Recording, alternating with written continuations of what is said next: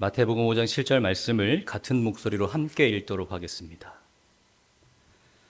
긍휼히 여기는 자는 복이 있나니 그들이 긍휼히 여김을 받을 것이며.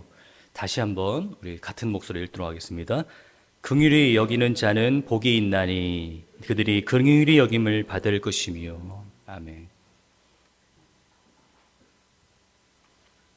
저는 안 걸릴 줄 알았는데 저도 코로나 확진이 돼서 한 주간 예배를 못 나오고 2주 만에 여러분 뵙습니다. 코로나를 걸리고 나니까 참 사람이 간사한 게, 그전에는 그런 생각하지 못했었는데 꽤 힘들더라고요. 어떤 우리 젊은 전도사님들 같은 경우에는 한 2, 3, 이틀이면 그 다음부터는 별로 안 아프다고 했는데 저는 일주일 내내 고생했습니다. 젊은 저도 일주일 내내 그렇게 고생하면서 몸무게가 3kg나 빠졌더라고요. 다른 분들은 어땠을까? 조금 연로하신 분들은 얼마나 더 힘들었을까? 그런 생각을 하게 됐습니다. 제가 걸려지지 않았을 때는 그런 생각 하지 못했었는데 그렇게 생각하게 됩니다. 날씨가 오늘 또 굉장히 춥더라고요. 또 그래서 또 독감도 돌고 있고, 여러분들 또 아무쪼록 감기와 코로나에서 안전하게 보호받으시길 바랍니다. 오늘 본문 말씀은 우리는 그리스도입니다 라는 제목으로 나누는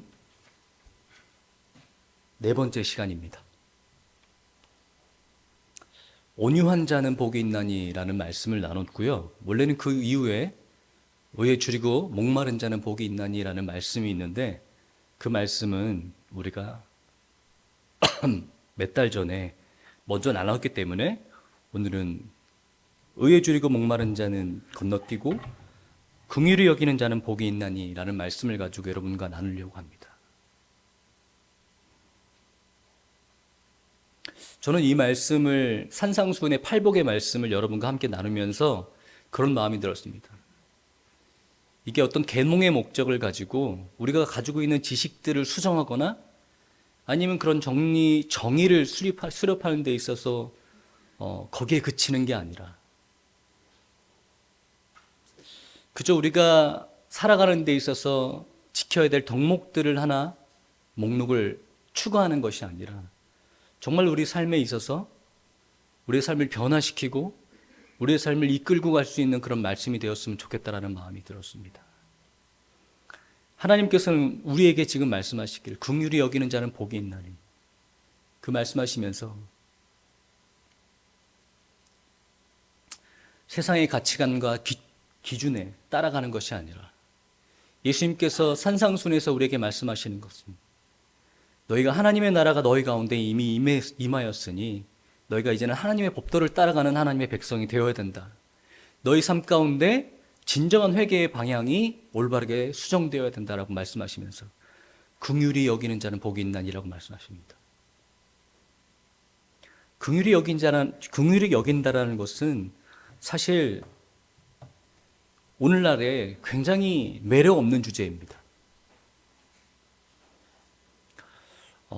영화 채널이라든지 아니면 그런 어플에서 영화의 그런 목록 순위들이 뜨잖아요. 그러면 특히 현대인들에게 가장 매력적인 주제가 뭔지 아세요? 현대인들이 가장 인기 있어 하는 그런 영화의 주제가 뭔지 아세요? 바로 복수입니다. 복수, 보복, 통쾌함, 이런 것은요, 현대인들이 굉장히 매력 있어 하고 또 현대인들이 굉장히 좋아하는 주제입니다. 멋진 보복, 통쾌한 복수, 이런 것들은 사람들의 이목을 집중시키죠. 그래서 우리가 당한 것만큼 아니면 당한 것보다 더 우리가 다른 사람에게 돌려줬을 때, 그 사람의 응당 벌을 받게 했을 때, 그래서 우리가 멋지다, 통쾌하다라고 얘기합니다. 그게 세상이 이야기하는 메시지입니다. 예수님께서는 오늘 우리에게 다르게 말씀하시는데 긍휼히 여기는 자는 복이 있다 라고 얘기하십니다. 긍휼이라는 말이 한국말로는 좀 어떤 뉘앙스인지 어떤 뜻인지 잘 다가오지 않는데, 긍휼이라는 단어는 헤세드라는 단어로서 하나님께서도 자신을 나타내실 때, 자신의 속성을 이야기하실 때 이 단어를 많이 사용하십니다. 호세아 6장 6절입니다. 나는 인애를 원하고 제사를 원하지 아니하며 번제보다 하나님 아는 것을 원하노라. 여기서 인애가 바로 헤세드, 긍휼이라는 말이에요. 나는 인애를 원하고 제사를 원하지 아니하며 번제보다 하나님 아는 것을 원하노라. 하나님은 또 이렇게 자기를 이렇게 소개하십니다. 에레미야 애가 3장 22절과 23절입니다. 여호와의 인자와 긍휼이 무궁하심으로 우리가 진멸되지 아니하시리라. 이것들이 아침마다 새로우니 주의 성실하심이 크도소이다. 여호와의 인자와 긍휼이 무궁하심으로. 하나님께서는 긍휼의 하나님, 인애의 하나님, 인자의 하나님이십니다. 그래서 하나님께서는 그 긍휼이 많으시고 긍휼의 하나님이시기 때문에 우리가 그 하나님의 속성을 생각하면서 과연 긍휼이라는 게 뭘까 생각해 봐야 됩니다. 하나님께서는 우리에게 그 인애를 원하시고 긍휼을 원하신다라고 말씀하셨어요. 우리 가운데 긍휼이 나타나기를 하나님께서 원하십니다. 세상은 멋진 보복, 통쾌한 복수가 인기 있고 매력적이지만 하나님의 백성들은 하나님의 긍휼이 우리의 삶 가운데 드러나는 것을 예수님께서 우리에게 말씀하고 계시는 거예요. 하나님의 나라가 너희 가운데 임했다면, 너희가 하나님의 백성으로서 하나님의 법도를 따라가는 하나님의 자녀들이라면 너희는 너희 가운데 긍휼과 인애가 나타나야 된다.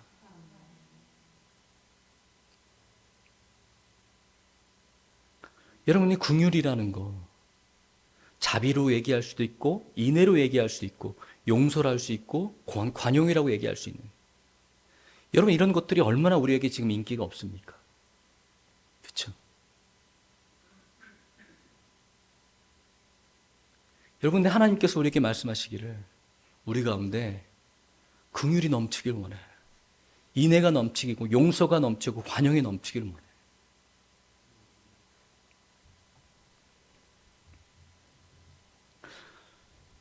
여러분, 교회는 세상이 어떻게 흘러가든 간에, 세상이 얼마나 악하든 간에 교회는요, 하나님의 법도를 따라가는 사람들의 모임입니다. 하나님의 법도를 따라간다는 것은 세상의 가치관을 따라가는 것이 아니라 하나님께서 원하시는 것이 내 삶 속에서 드러나는 사람들이에요. 하나님께서 나는 인애를 원한다. 긍휼이 우리 가운데 드러나야 된다. 디모데후서 3장 1절부터 5절에 보면요,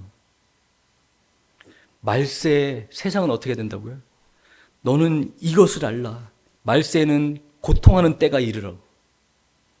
그러면서요, 무정하고 원통함을 풀지 아니하며 모함하며 절제하지 못하며 사나우며 선한 것을 좋아하지 아니하며.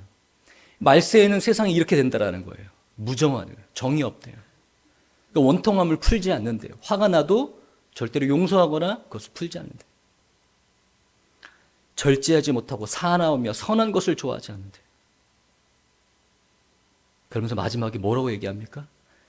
이 같은 자들에게서 내가 돌아서라. 이 같은 자들에게서 내가 돌아서라, 이렇게 얘기를 해요. 야고보서 2장 1절부터 6절에는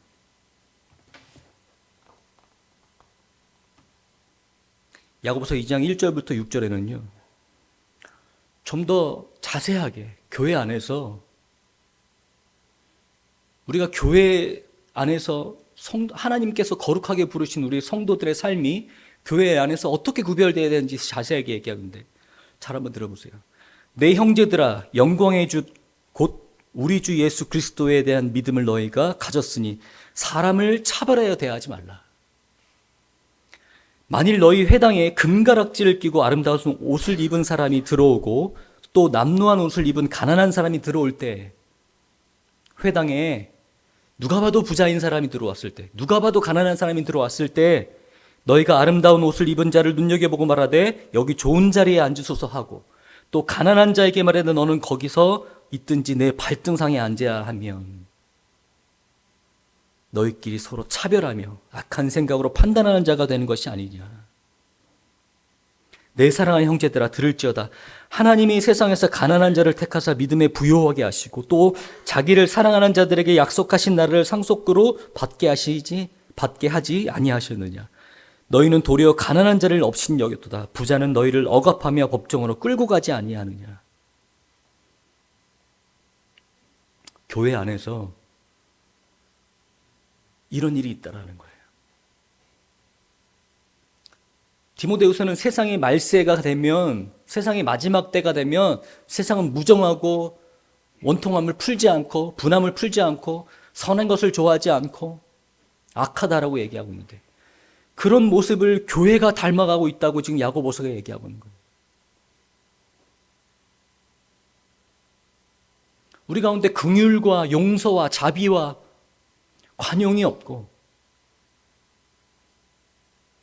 가난한 사람들과 부자인 사람들과 이런 것들이 교회 안에서도 구별되는 모습들을 보면서 야고보서 2장 13절에는 이 말을 끝하면서 뭐라고 얘기하고 있는지 아세요? 긍휼을 행하지 않은 자에게는 긍휼 없는 심판이 있으리라. 긍휼은 심판을 이기고 자랑하느니라. 가난한 자들을 긍휼할 줄 모르는 사람들아, 그들을 불쌍히 여길 줄 모르는 사람들아, 그들을 품을 줄 모르는 너희 교회의 사람들아, 긍휼을 행하지 아니하는 자에게는 긍휼 없는 심판이 있으리라. 하나님께서 무서운 말씀을 하십니다. 세상은 무정하고 원통함을 풀지 않아요. 세상은 악하게 흘러갑니다. 성하는 것을 좋아하지 않아요. 하지만 교회는 달라야 돼요. 하나님의 백성들은 달라야 돼요. 하나님의 백성들은요, 그 삶 속에서 긍휼과 자비와 용서가 넘치는 사람들이어야 돼요. 그 삶 속에서 그런 것들이 계속해서 드러나는 사람들이어야 돼요. 내 안에 자비가, 용서가, 긍휼이 넘쳐남을 통해서 내가 하나님의 자녀임을 드러내는 사람들이어야 돼요.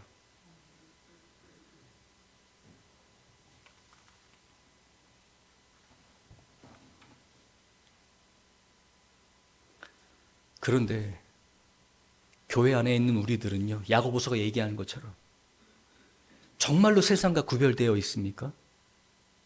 세상은 무정함과 원통함 풀지 않고 있을 때 우리는 다르게 살고 있습니까? 우리도 누구를 용서할 줄 모르고 화를 내는데 그걸 풀 줄 모르고 가난한 사람들, 불쌍한 사람들을 보면서 그 사람들을 불쌍히 여기고 그 사람들에게 도움을 줄 줄 모르는, 우리가 다릅니까? 우리 자신을 좀 되돌아볼 필요가 있습니다. 오히려 우리는 목이 굳은 바리새인들처럼 우리 스스로 정의로운 사람이라고 생각하면서 용서하지 못하고 긍휼히 여기지 못하는 것을 그들의 행위에 마땅한 대가라고 말합니다. 그들의 잘못을 덮어주는 것은 잘못한 사람에게 그것이 잘못이라고 지적해주지 못하고 오히려 그들의 행위를 묵인함으로 인해서 나약하고 비겁한 사람이 되는 것이라고 생각합니다. 또한 부족하고 궁핍의 어려움에 겪고 있는 사람들을 향해서 그가 세월을 아끼지 못하고 낭비하며 게으름의 대가라고 그들이 당연히 감내해야 될 결과라고 손가락질합니다.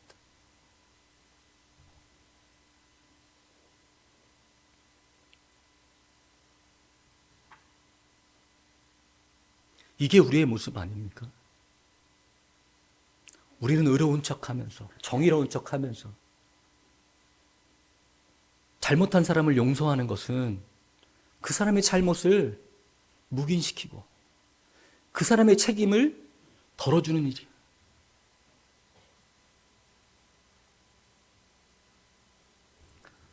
그가 궁핍하고 그가 가난한 것은 그의 삶의 대가야.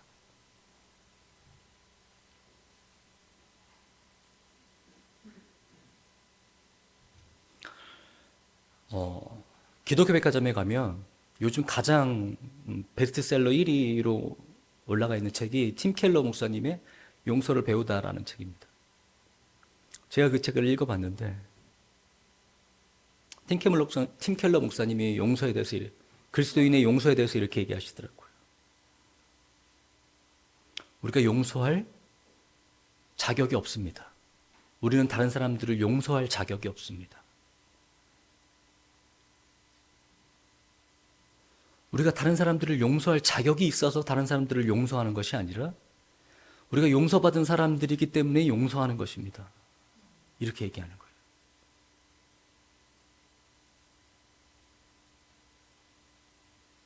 우리는 누군가를 용서할 때 이렇게 얘기합니다. 그가 용서받을 만한 자격이 되어야 우리가 용서한다라고 얘기를 해요. 그죠? 우리가 용서할 줄 아는 사람들도요, 보상에 따른 용서를 합니다. 그러면서 우리는 용서했다 그래요. 그러니까 그 용서란 뭐냐면요, 그가 최소한 잘못을 뉘우치고 그가 부끄러움을 아는 듯한 모습을 보였을 때 우리가 그 사람이 용서받을 만하다라고 생각하고 그를 용서합니다. 근데 팀 켈러 목사님은 그 행위를 꼬집어서 이렇게 얘기하는 거예요. 용서하라고 예수님께서 말씀하신 것은 7번씩 70번이라고 예수님께서 용서라고 말씀하신 예수님의 목적은 우리가 용서할 자격이 있어서 용서하라는 게 아니라 우리가 용서받은 사람이기 때문에 용서해야 된다라고 말씀하시는 거다라고 말씀하시더라고요. 좀 더 깊은 것으로 들어갑니다. 왜 우리가 긍휼해야 되고 왜 우리가 용서해야 됩니까? 왜 우리 삶 가운데 긍휼이 넘쳐야 한다고 왜 우리가 다른 사람들을 용서해야 됩니까? 우리가 빚진 자기 때문에 그래요. 빚진 자기 때문에. 마태복음 18장 23절부터 35절까지 말씀을 보면요, 예수님께서 이렇게 말씀을 시작하십니다. 그러므로 천국은 그 종들과 결산하려 하던 어떤 임금과 같으니, 마태복음에 자주 나타나는 그 단어가 시작되죠. 그러므로 천국은 그 종들과 결산을 하는 어떤 임금과 같으니, 그러니까 어떤 사람들이 천국을 소유하는 것인지 얘기하는 거예요. 어떤 사람들이 임금에게 10,000달란트, 10,000달란트를 빚졌습니다. 10,000달란트는 그가 감히 갚을 수 없는 그런 단위의 돈이에요. 근데 그 종이 엎드려서 그 임금에게 이야기합니다. 엎드려 절하며 이르되 내게 참으소서 내가 다 갚으리이다 하거늘. 그 종의 주인이 불쌍히 여겨 놓아 보내며 그 빚을 탕감하여 주었더니 그 주인이 그 10,000달란트를 모두 다 탕감해 줬어요. 그 탕감받은 종이 나가는 길에 자기에게 100데나리온을 빚진 자를 만나게 됩니다. 그러면서 그 사람을 만나 붙들어 목을 잡고 이르되 빚을 갚으라 하매 그 동료가 엎드려 간거에 이르되 내게 참아주소서 갚으리이다 하되 허락하지 아니하고 이에 가서 그의 빚을 갚도록 오해 가두어두거늘. 악한 종아 내가 빌기를 내가 내 빚을 전부 탕감하여 주었거늘 내가 너를 불쌍히 여긴 같이 너도 내 동료를 불쌍히 여김이 마땅하지 아니하느냐 하고 주인이 노하여 그 빚을 다 갚도록 그를 옥졸들에게 넘기니라. 이야기가 이렇게 끝나요. 그가 그 100데나리온 빚진 자를 용서하지 않아요. 10,000달란트를 탕감받은 자가 나가는 길에 만난 자기에게 100데나리온을 빚진 사람을 용서하지 않아요. 그러니까 그 주인이 그들을 잡아서 옥에 가둡니다. 예수님께서 이렇게 말씀을 끝이십니다. 너희가 각각 마음으로부터 형제를 용서하지 아니하면 나의 하늘 아버지께서도 너희에게 이와 같이 하시리라. 너희가 형제를 용서하지 아니하면 하늘 아버지께서도 너희를 그렇게 하시리라. 여러분, 우리가 관용을 베풀어야 되는 것, 긍휼을 베풀어야 되는 것, 형제를 용서해야 되는 것은 왜 그렇다고요? 우리가 1만 달란트를 탕감받은 사람이기 때문에 그렇습니다. 우리가 용서받을 수 없는, 우리가 절대로 갚을 수 없는 그 빚을 하나님께서 우리에게 탕감해 주셨어요. 우리를 용서해 주셨어요. 우리를 긍휼히 여기시고 우리를 자녀 삼아 주셨어요. 우리에게 금가락지를 씌우고 새 옷을 입혀 주셨어요. 그런데 우리가 살면서 만나는 다른 사람들, 우리가 살면서 만나서 우리에게 잘못하고 우리에게 악하게 하는 사람들, 내 마음에 들지 않는 사람들, 그들을 용서하지 않는 것, 그들에게 악한 마음을 오래도록 품고 있는 것은 이와 같은 사람들이라는 거예요. 네가 1만 달란트를 탕감받았는데 그 형제를 용서하지 않는다고? 네가 그를 품어주지 않고 관용하고 불쌍히 여기지 않는다고? 내 하늘 아버지께서도 너를 이와 같이 하시리라.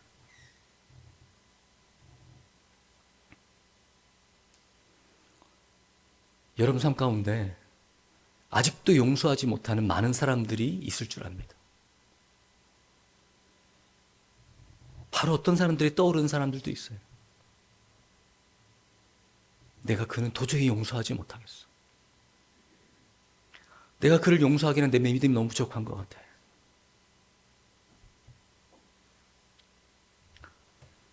하나님께서 우리에게 말씀하시기를, 긍휼의 하나님, 인애의 하나님, 자비의 하나님이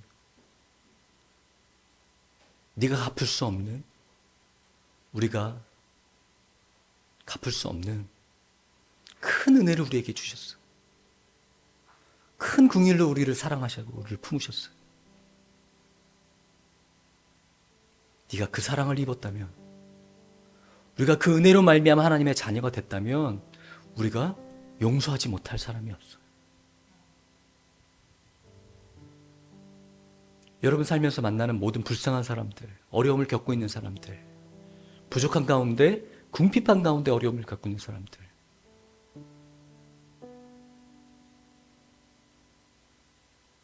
여러분 그들을 긍휼히 여길 줄 알아야 됩니다. 여튼 그들에게 필요한 것들을 채워줄 줄 알아야 돼요. 그리스도인들은 콩 한 쪽이라도 옆 사람과 나눠 먹는 어리석은 사람들입니다. 당장 오늘 한 끼 남아있는 그 양식을 선지자에게 나눠주는 그 과부처럼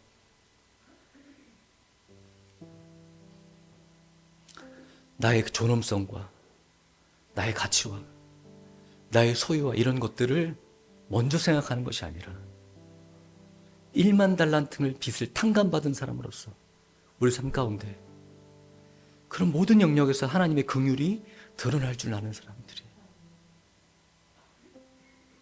어려운 사람에게 내 것을 충분히 나눠주고 기꺼이 나눠주고, 나에게 잘못하고 나에게 악하게 대한 사람들에게 충분히 용서할 줄 아는 사람들이. 네, 이것은 우리가 세상을 아름답게 하기 위해서, 우리에게 잘못한 사람들에게 좀 뉘우치게, 그 사람들이 좀 더 좋은 사람이 되기 위해서 하는 것이 아닙니다. 우리 안에 계신 하나님 때문에 하는 거예요. 우리에게 은혜를 주신 하나님 때문에 하는 거예요. 우리를 긍휼로 품어주신, 우리를 그 무한한 사랑으로, 그 은혜로 우리를 초청해 주신 그 하나님 때문에 우리가 그렇게 하는 겁니다. 여러분의 삶의 자리로 돌아가셨을 때 여러분의 변화된 삶이, 여러분의 변화된 가치관이, 여러분이 돌이키고 있는 그 마음이 여러분의 행위로, 행실로 드러나길 바랍니다. 이번 한 주 동안에 여러분에게 용서하지 못했던 사람들에게 가서 여러분 먼저 용서를 구하세요. 내가 형제여 자매여 당신을 용서하지 못했어요. 내 안에 계신 하나님께서 나에게 계속해서 말씀하십니다. 당신을 용서하고 당신을 관용하고. 그렇게 찾아가서 이야기하지 못할지라도 여러분 마음속에 있는 그 응어리들, 그 용서하지 못하는 것들, 그 원통함, 그 분남을 풀지 못하고 있는 것들을 하나님 안에서 해결받으시길 바랍니다. 여러분의 주변에 있는 어려움을 겪고 있는 사람들은 여러분의 긍휼이 여러분 안에 있는 하나님을 통해서 하나님께 영광 받을 수 있는 거룩한 통로라는 것을 기억하시길 바랍니다. 절대로 그냥 넘기지 마세요. 절대로 그의 삶의 결과라고 그들을 손가락질 하지 마세요. 내가 가진 것이 부족하더라도, 내가 가진 것이 내가 나를 채우기에도 부족하더라도 기꺼이 나눠주시는 여러분 되시길 바랍니다. 긍휼히 여기는 자는 복이 있나니 그들이 긍휼히 여김을 받을 것이며. 성경은 마태복음 5장 7절뿐만 아니라 우리에게 계속해서 말씀하십니다. 긍휼히 여김은, 다른 사람들을 용서하고 긍휼히 여길 줄 아는 사람들은 하늘 아버지께서도 너희들을 그렇게 대하실 거야.